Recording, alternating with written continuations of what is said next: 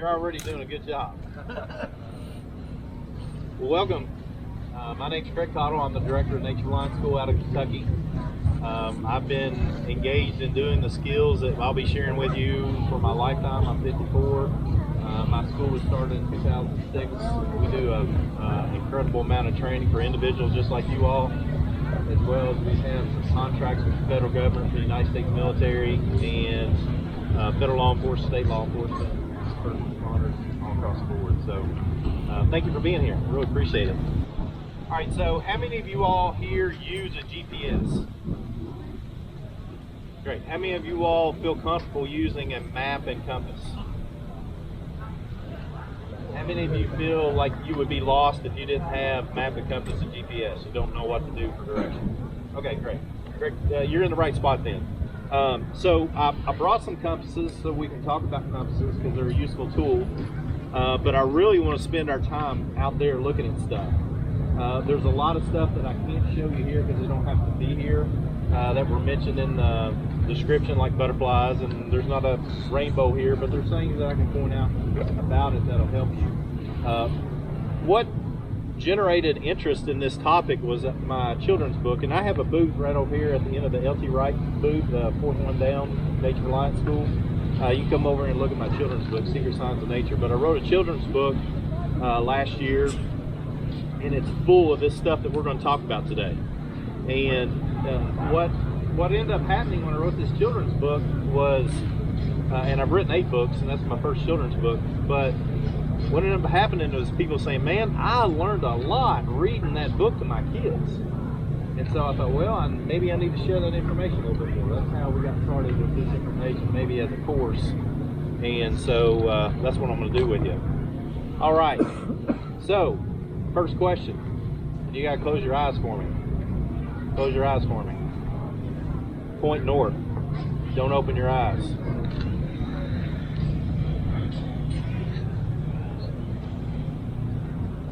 Not bad. That's not bad. All right.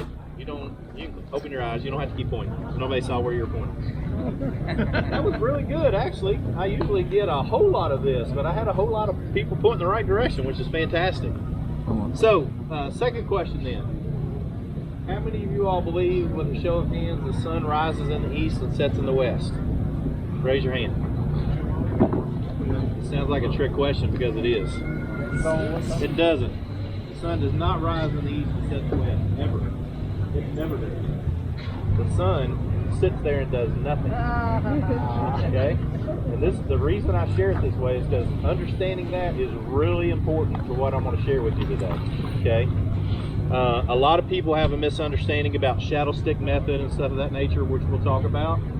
But if they understood that the sun sits there, and we, sitting on the earth, do about 3 different things. We're actually rotating on an axis, we're rotating on an elliptic, and we're tilted. That's the big one that most people miss. That tilt really gets us when we start thinking about direction, utilizing natural navigation and things out here that we're going to be able to look at. So, can everybody in the back hear me okay? Doing good? All right. So, that tilt is going to have a huge role to play in what it is that we're going to talk about. So, for example, the shadow stick method. How many of y'all have ever heard of the shadow stick method? Yeah, good. It's only accurate for east-west 2 days out of the year. The rest of the time, it's off. It can be off as much as 28 degrees the rest of the year. Okay? 28 degrees, I'm sorry you all, is enough to get you lost, like easy, right? But it's 100% accurate every day at noon, which nobody ever talks about, which blows my mind. I'll tell you where I think some of this information came from and why it's still prevalent around us. It was put in a survival manual about 50 years ago, and it stuck, where you stick a stick in the ground, you put a rock at the end of that stick. We're going to use you as the rock. Stand there on that stick. Stand there at the end of that stick. And we'll let the sun continue to move across the sky, and after it moves across the sky, there's going to be a shadow cast over there, and you're going to be demonstrating for me and stand right there. And where those 2 people are standing is an east-west line. Okay? You'll read that in nearly every survival manual out there except mine. Okay? Because on the equinoxes, that will be 100% accurate. And every other day of the year, it is increasingly inaccurate the further you go along, all the way up to 28 degrees off, okay? But here's what we also know. The sun for us in the northern hemisphere is in our southern sky. Everybody cool with that and understand that? So at midday, which does not always happen at 12 o'clock, it actually ranges from 11:30 to 12:30, but it's close enough to 12, let's just call it 12, okay? That's midday. But at midday, our sun that is on my back right now is in our southern sky. At midday, it's at its highest point. So if it's in our southern sky, and at midday it casts a shadow, it's actually going to be a pretty short shadow because it's high. What's that line going to be?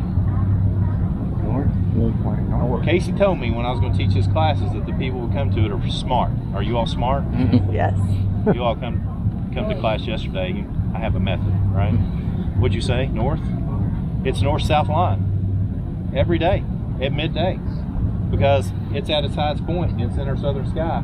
That's going to give you a north-south line every day of the year, and it's going to be 100% accurate. Everybody with me so far? All right, cool. Have a seat. The sun affects everything out here. Everything. It affects the trees. It affects puddles. It affects where butterflies lay eggs. It affects rainbows. It affects everything. So once you start to understand that one of our anchors, the plants, the flowers, the trees, and start to see direction, never having a compass around. Okay? Because everything out here that grows in particular is going to grow towards the sun. Everything. We're getting ready to take a walk and I'll prove this to you. So once you start to see it, you won't be able to turn it off. It's a wonderful beautiful thing. I hope I really flip a switch for you today on what's out here. The other two are the prevailing winds,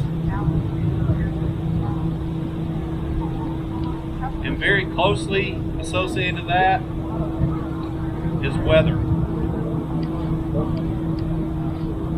Those are what I refer to as the three anchors of being out here for natural navigation, Woodsman navigation. Okay? We're going to take a look at and consider all three of these and how they affect what is out here. For example, if you're from this area, what's the prevailing wind pattern down here at Georgia Bushcraft? What is it? You paying attention? You should. West to east, direct west to east. Yeah, ish. Okay. Like in Kentucky, where I'm from, the prevailing wind patterns are typically somewhere around southwest up to northeast across my state. So, just to give you one quick indicator to help you understand, if I know that the prevailing winds are from southwest to northeast, when I go out and look at a tree, you want to be a tree for me? Here, stand here and be a tree. Here's my tree. Good tree, man. If the wind direction is going this way, think about it. And I know the prevailing winds in my area. That's the thing you have to know. The prevailing winds push the leaves up towards this tree, and they'll blow them around, and there'll be a pile of leaves on this side of the tree. Okay? Because on that side of the tree, it doesn't get much wind. So over there, they're going to pile up and get deep. Does that make sense? Y'all with me so far? Absolutely. So, if I know that direction, I can go out in the woods and look at all the trees and say, all right, all the leaves, and you can't do this with just one tree. You can never do this. You got to look at a lot. You got to take a bunch of examples and come up with them.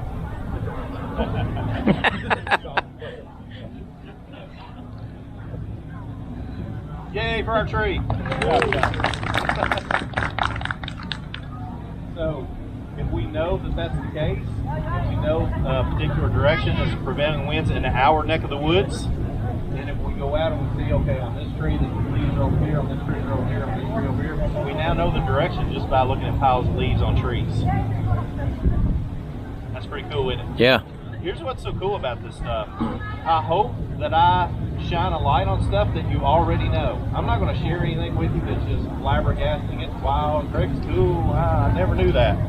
It's stuff that you already know, really.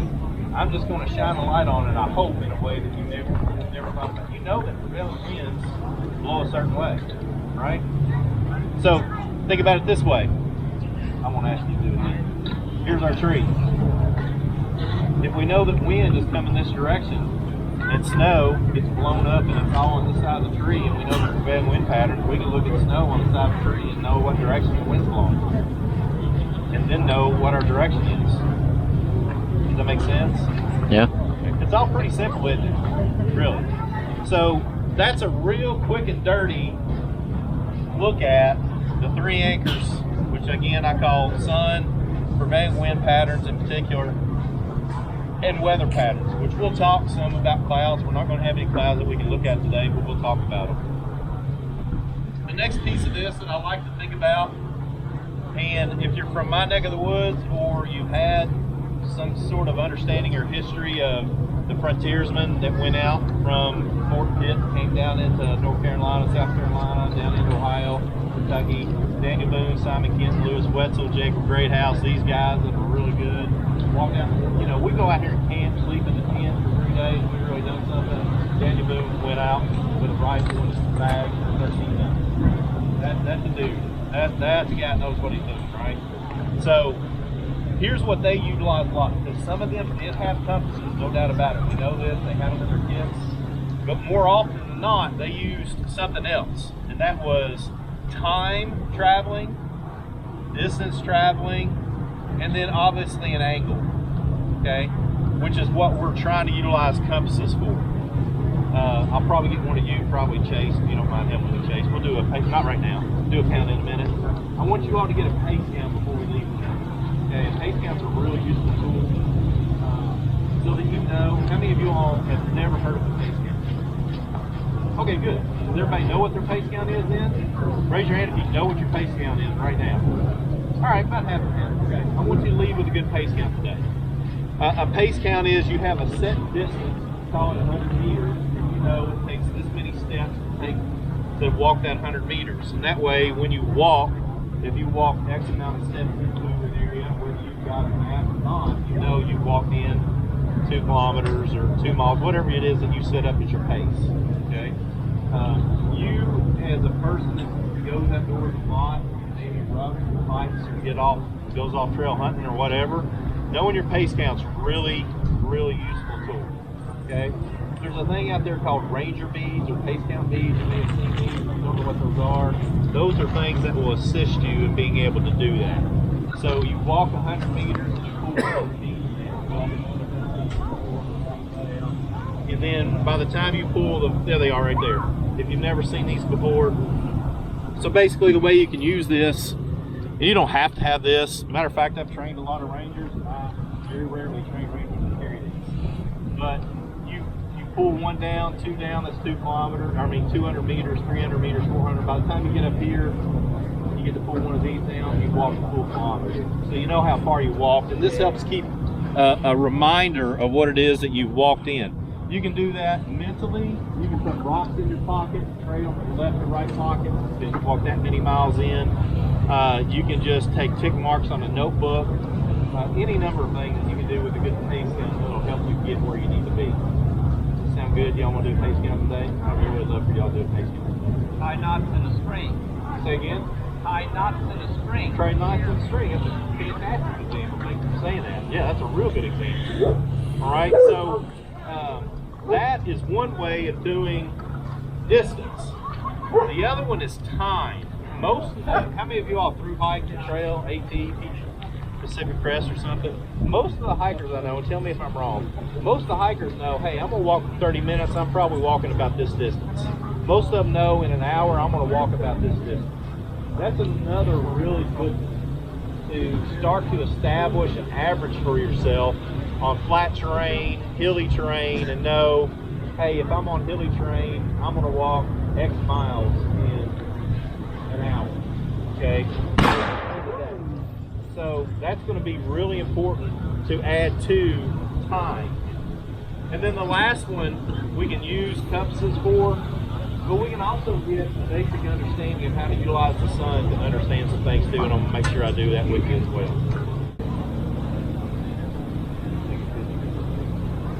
All right, look where the sun is. See where the sun is? That's in our southern sky. And it's traveling east to west, right? Y'all paid attention when the sun came up this morning where the east is and where the west is. Okay. Now, here's what we know about our friend the tree.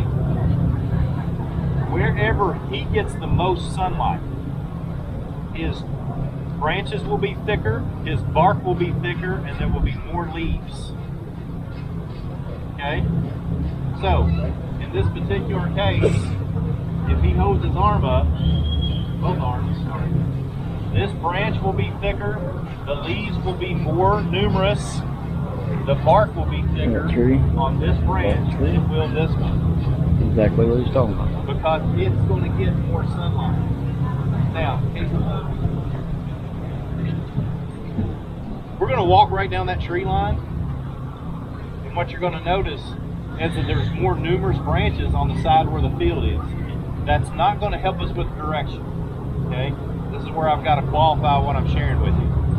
The trees that have branches on this side, they're going to be numerous, they're going to be thicker, they're going to be bigger, they're going to have more leaves on them, only because on this side where the field is where they're getting the most sunlight.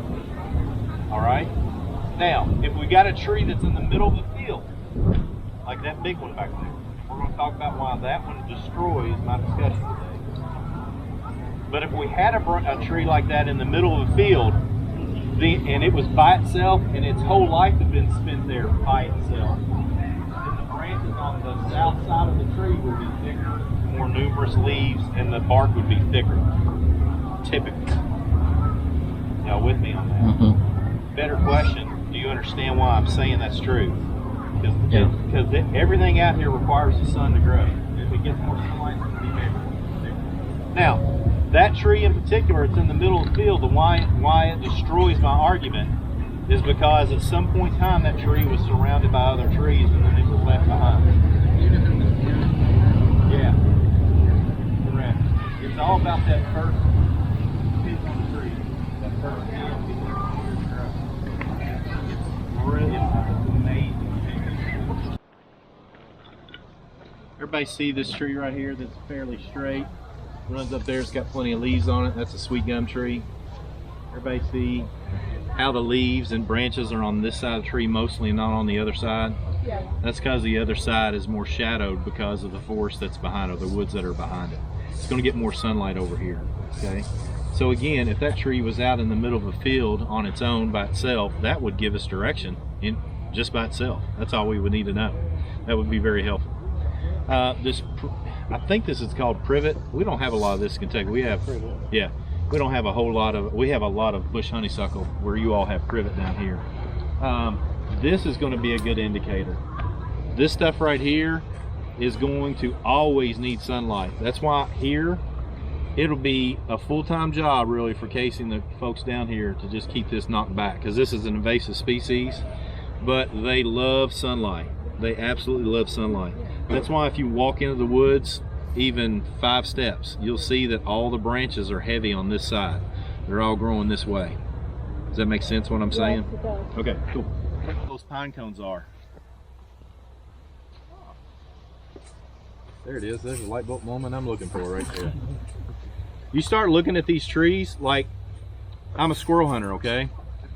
I always hunt on the sunny side of a beech tree or the sunny side of a oak tree, because that's where most of the fruit are going to be.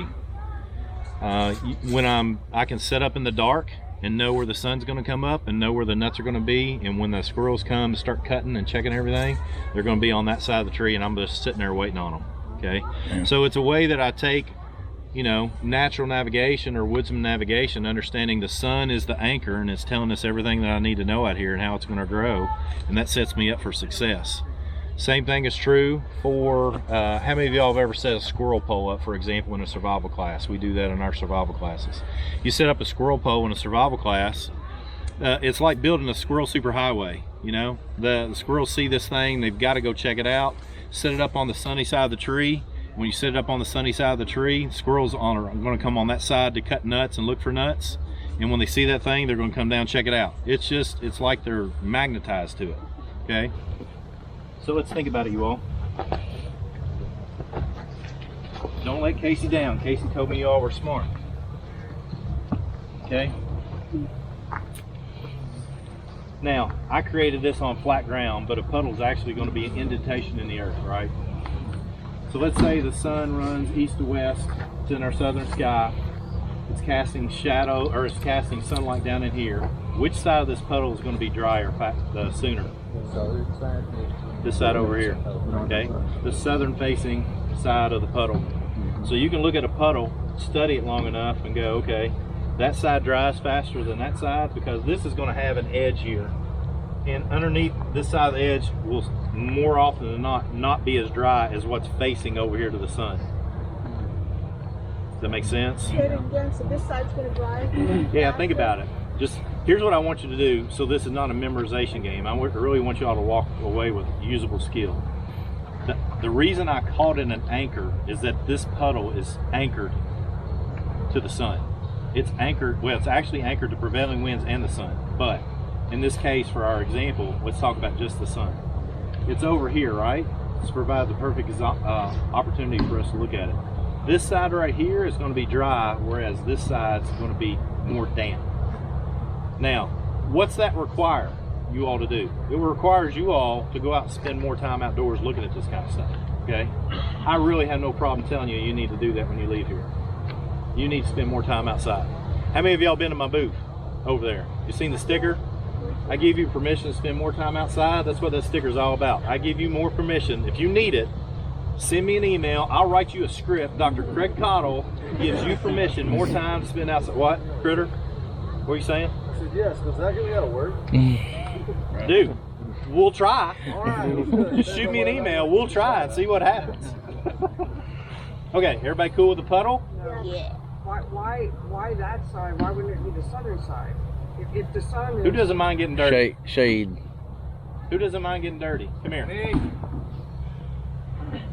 Lay down right here for me. Facing that puddle. Facing the On your right side or left side, it doesn't matter to me. I don't fall asleep. Okay. Let's imagine that it's not going to be this big, but let's imagine it's like this. It's got an edge to it. It's not flat like what I've demonstrated here.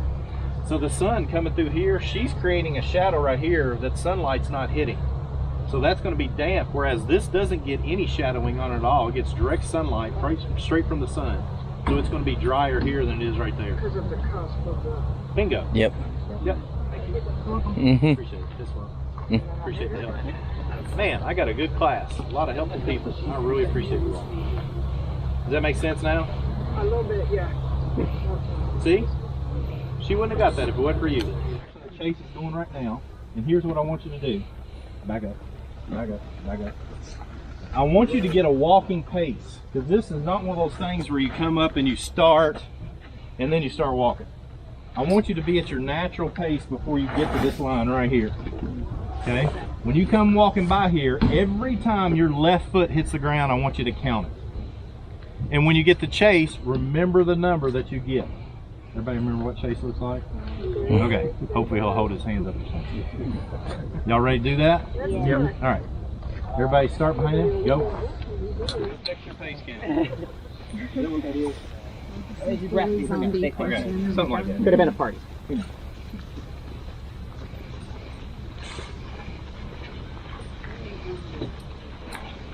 Two, 3, 4, 5, 8, 9. Okay, so with my short little legs, my pace count was 79. Okay. The North Star, Polaris. You're going to see it up in the sky right over there tonight when you look. If you look for the Big Dipper, you look at the bottom portion of the dipper, you follow this line straight up, the North Star is going to be directly on that line, and here's the distance it is from this portion of the cup. 3.5 hands width from the Big Dipper. So when I see it, what I think is it, I'll find the Big Dipper because it's easier to find than Polaris. Lay 1, 2, 3.5 hands, and 3.5 hands out in front of me. Polaris is going to be sitting there right in front of that. That helps me find the North Star. Okay? Here's why it's important to know the North Star.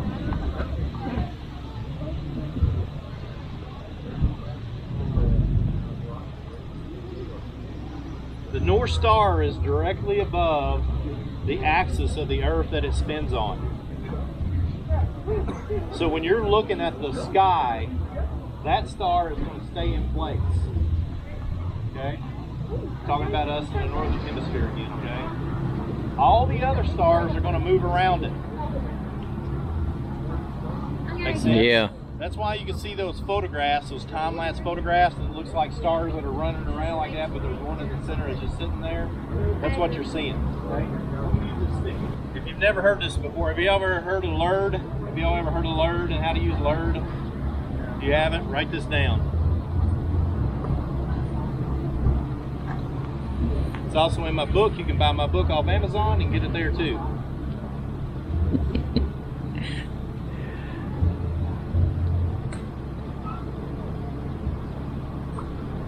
All right. You got to hold still to do this, and you got to hold still for about 20 minutes minimum. Take a stick and stick it in the earth. Make sure that you're in a spot where you're holding perfectly still. To make this easier, set up 2 sticks so that you can line off of it just like a gun sight. So you're looking over 2 sticks. You can do it with 1, just like I'm doing right here. I look right here over top of my stick and I pick out a star. It doesn't matter what star it is. I pick out a star and I watch it and I wait 20 minutes. In 20 minutes from now, it's going to be either moved left, up, right, or down. You follow me? So from its original position, it's either going to be left, up, right, or down. If it moves left, like I see the star and then 20 minutes later it moves to the left, I'm looking north. If it moves up, like I see it here, and then later I see it up here, I'm looking east. If it moves right, I'm looking south. No matter which star. So And if North it Star. moves down, I'm looking west. You're welcome. You can use that in parties to impress friends for the rest of your life.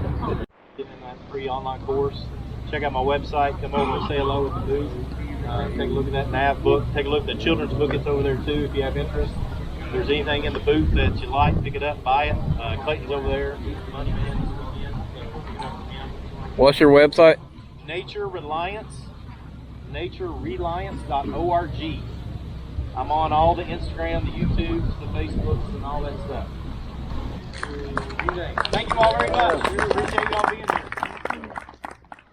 Wow. So that was a lot of knowledge. Craig Caudills, Nature Reliance. Unbelievable.